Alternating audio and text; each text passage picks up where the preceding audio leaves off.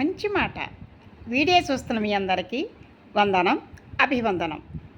ఈరోజు మరొక మంచి మాట చెప్పుకుందామా? లైక్ చేయండి, సబ్స్క్రైబ్ చేయండి. చాలామంది అనుకుంటూ ఉంటారు, వయస్సు తగ్గట్టు మీరు వ్యవహరించాలి అని. వయస్సు తగ్గట్టు వ్యవహరించడానికి వయసుకి జీవితానికి సంబంధం ఏముందండి?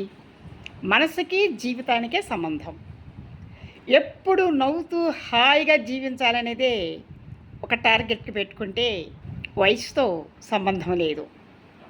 మరి ఎక్కడి నుంచి వస్తుంది ఈ మనసులో నుంచి సంతోషం? మనసు నిలకడగా ఉండాలని, జీవితంలో సంతోషం గడపాలని అందరికీ ఉంటుంది. కానీ అది సాధ్యమా అంటే సాధ్యమే సుమా. ఎలాగంటే,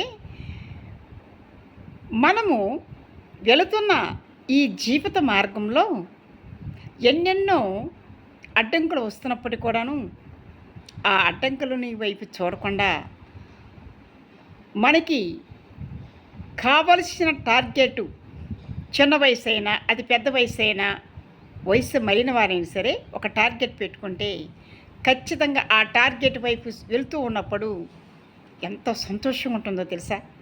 ఆ టార్గెట్ మనము చేరుకోగలిగినప్పుడు ఆ సంతోషానికి అవధులే ఉండవు.